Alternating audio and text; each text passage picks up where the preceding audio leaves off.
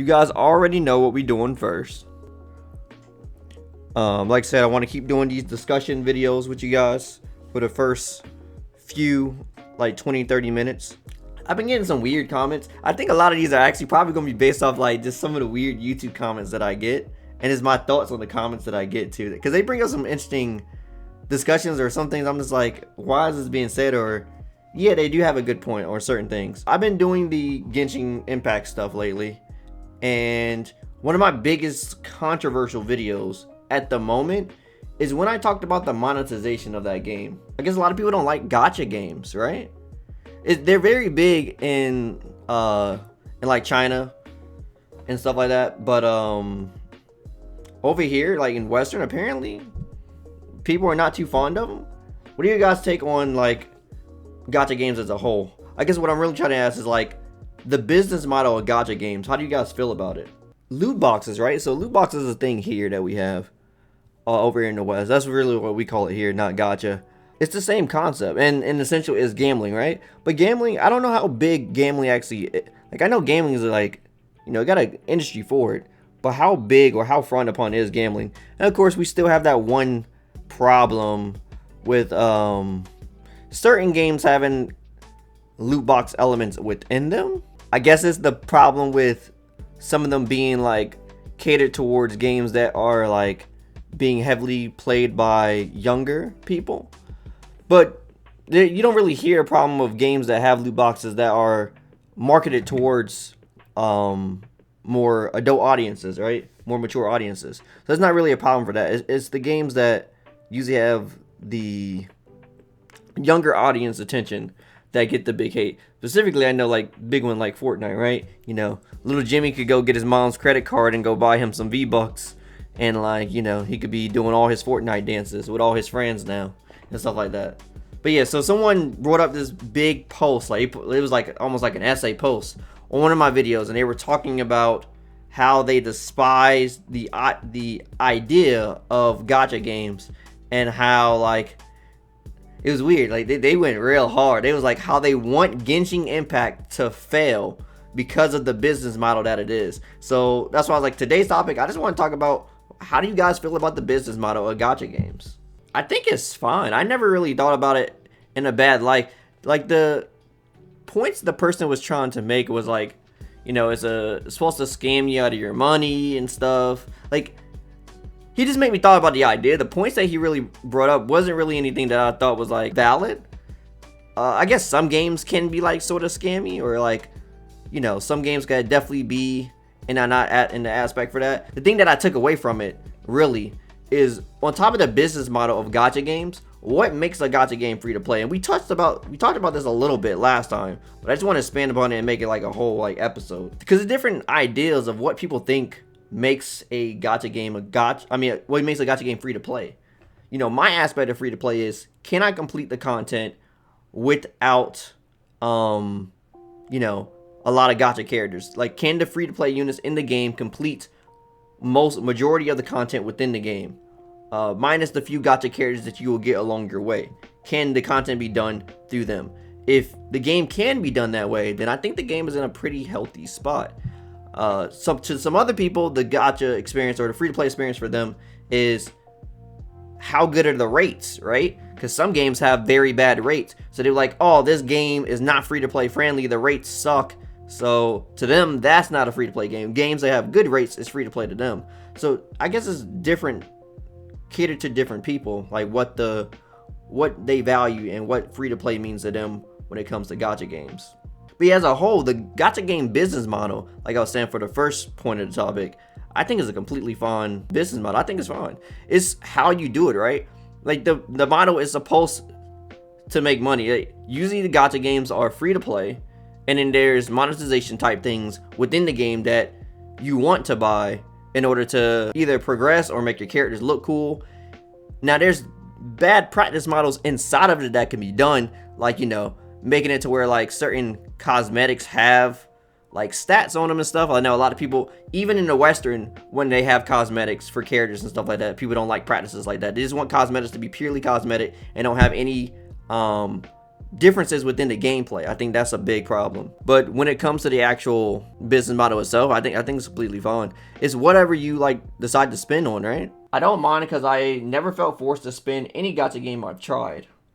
That's true. I never really felt forced to spend in any gacha game. There are some gacha games though where I will say the model is a little bit more forceful. What I mean by that is you take Arknex for example. Arknex is a game that I constantly bring up as like the most free to play game I've ever seen, because literally, like I said before, there's literally a video for every like free to play thing you could possibly do in that game. But if you look at a game like Epic 7, you guys seen Epic 7 before? You probably have. It's a pretty good game. That game's more catered towards its PvP element, right? Like it has the PvE, but PvP is a big part of what you're going to be going for in-game.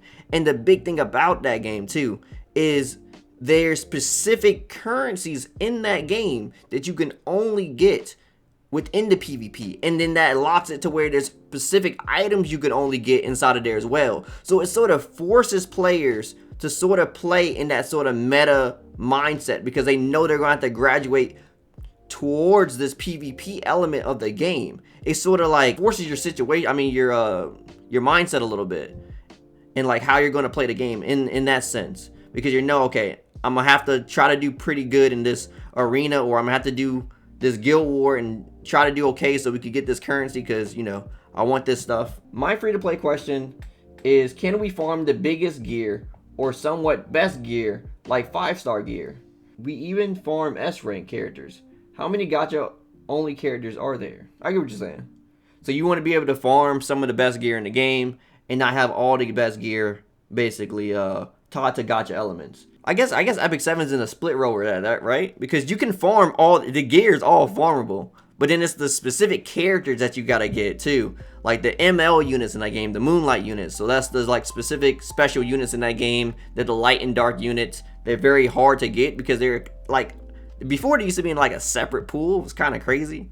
Now they put it inside the regular pool after like a long time of complaints, but it's still like very hard to get them still.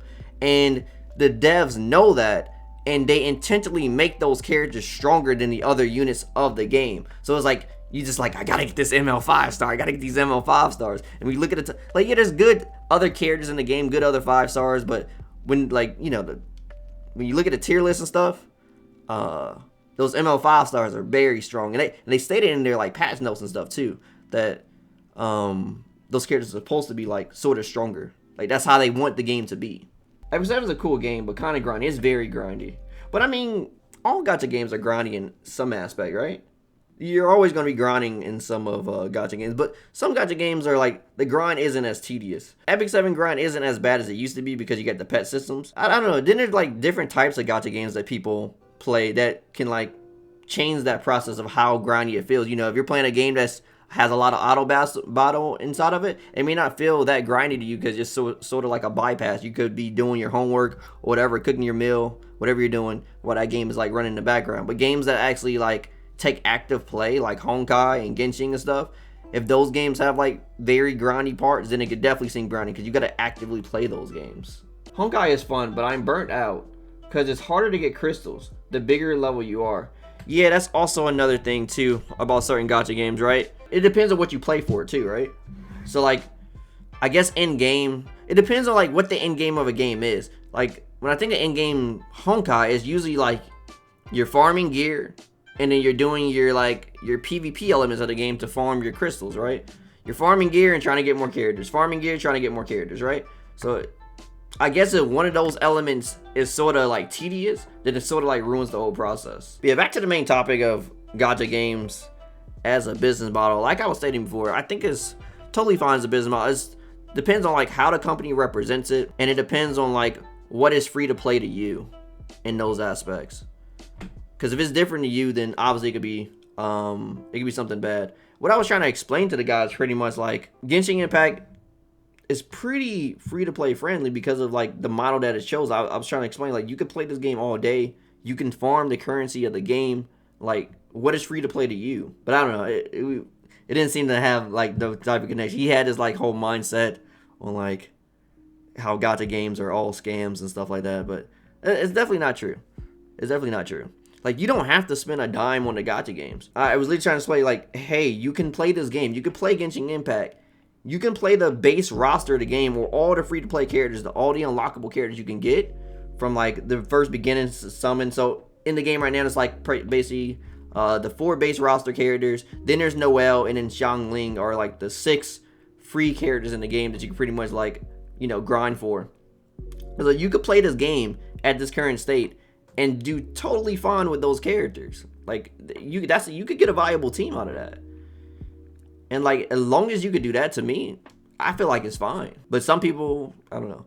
Some people may think, okay, cool, I can do that. But what about the other character? What about my waifu, right? Can I get my waifu? Are the rates good? Can I get my waifu? And then that's when you have that problem. So, like I said, it definitely really depends on what free-to-play it is to you, to basically recognize and state how is this gacha game's business model. But the overall business model of gacha games is totally fine, because like we've been saying, you don't have to spend anything. Captain level 72, and I usually just use Q Singularis and redeem codes to get crystals if necessary. And I try to collect them until I sure can get something I'm waiting for them for supply. Gotcha, yeah, that's totally fine too. You know, a lot of people play gacha games in different manners and stuff like that. You know, there's free-to-play players, there's casual players, and there are like hardcore players and stuff like that. Like, I want to see the cosplay again? Nah. Low 52, but kind of time-consuming to get enough crystals to get specific valks I want. Kind of get bored of it. I guess if you don't get the characters you really want, game can get a little bit stale. I mean, because at the end of the day, it's all about fun, right? If you're not having fun with the game, then why are you playing it? So, if your idea of fun is characters, then for sure. Like, you know, that's part of my idea as well, is characters. But my other idea of characters is I like to take things that aren't necessarily popular and try to, like, run with it. You know, I really like to do that. It's like you know, coming from a fighting game background, you know, we call that an upset. If like you take something, like you play something that's considered weak, and you beat somebody with it. Autoing is something that kills my enjoyment in gacha games, which sucks because a lot of gachas do that. Well, you know, another big thing about the concept of gacha games as a business model too, just reminded me, Chevy, is that gacha games, some of them, people just like the sense of progression, right? This is the reason why we play games to begin with. If we just take it to the base model of like gaming, you know, people like gaming for like, you know, escapism from like real world things and stuff like that. But another thing is like it's fast progression. You know, you don't have to wait a year to see the results, you know, the fruits of your labor and stuff like that. So with gacha games that have like auto battle features and stuff, people can get a good sense of progression, which releases a high sense of dopamine inside your brain, which gives you happy feels just from literally doing nothing. I mean, there's those, what are those games? They're not auto battlers, they're idle games. That's what they're called, idle games. The idle ones where you just like, you start it and then like you leave your phone, you turn it off or whatever, you go do something else for the rest of the day and you come back and you got like, you know, a 5 billion experience, 5 billion gold and stuff like that. Those games are purely there for the sense of just progression, because that's literally all you get. That's the only like thing you really get from it. It's like progression. You're not playing the game plays itself. But people like those games. Some of them are really popular. I see it. What's the AFK Arena? I think I see that one a lot. I think that's the biggest one I see, to be honest. You know, speaking of AFK Arena, that just gave me an idea for one of these topics. Not next topic, but one of these topics one day is definitely going to be about the manipulation of gacha game ads. That'll be a really good topic, because if you I don't know if you guys have Facebooks or something, but the Facebook ads for these gacha games be nothing like the actual game. It'd be completely different. I'm like, you don't do that in this game. What are they showing? I don't know why I bother with gacha games. I like playing them, but my luck is horrendous. Oh no. I'm happy Genshin don't have characters below 4-star. That means every character is unique and great. Yeah, that's true. You know, every character you can definitely play within that game. You know, I'm always a big fan when a gacha game has every character in somewhat of a viable state. Because it really sucks when your favorite character isn't something that you can play. Now, in the betas, my favorite character isn't really playable because he's actually one of the worst characters in the game. But, you know, the game has the ability, the capabilities of making every character good. It just takes a little bit of time. So when the game fully comes out, I can build him like I want. But in the time of a beta, it's not worth me doing that, because then I won't be able to progress. You know, I can't build Kaya in like 2 weeks, you know? But like, you know, if I got like 6 months, oh yeah, I got all day to build Kaya. I can make him, you know, the best on my team and put everything into him. So Genshin Impact definitely got that going for it, which I could definitely respect. I guess the sense of progression is nice, but like there was little to no effort in doing so. So does it really give people a good feeling? Because I can't understand. What? Does what give people a good feeling? Sense of progression? People love sense of progression. Gacha games shouldn't be completely RNG. If you get the same thing 10 times, they should up your chances. I had to keep bringing up Arknights, because Arknights is one of the best models that I've seen. It has one of the highest like gacha rates that I know. And on top of that, the way the gacha system works is also insane.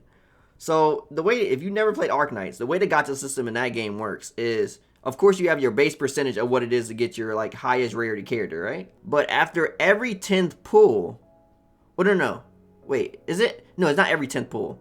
It's like every pull after a certain point, your chances of getting the character go up 2% every single time, all the way to the 100th roll. I think it's the 100th roll, and then you get the 100% guarantee rate. So, you know, I mean, that would really suck, right? If you miss a 98% chance, but it's possible.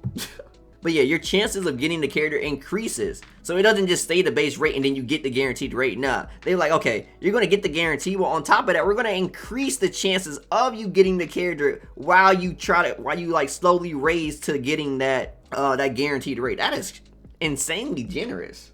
That's for 50 pulls. Okay, thank you, 50 pulls. Okay. Daiken not having God Kiana on his screen. Oh, you're talking, oh, is Seele? I don't know why Seele is there, actually. What was I doing? Oh, I was taking pictures. That's what I was doing. Not my last video, but my video before my last video has Seele as my thumbnail. So that's why she's still there. I never changed it yet, because I didn't play like none yesterday. But yeah, for the guys that are new here to the stream, that aren't familiar with my streams, I like to do a gacha game based discussion for the first like 20 to 30 minutes of the stream, just to like, you know, have healthy discussions about the games that we love and stuff like that. So every day that I stream a gacha game is going to be a different topic revolving around gacha games. So it could be Genshin one day, it could be a general topic like today. Like today's topic was about gacha games as a business model and what does free to play mean to you. Me joining the stream right after the discussion is over. It happens. But welcome, guys. Welcome.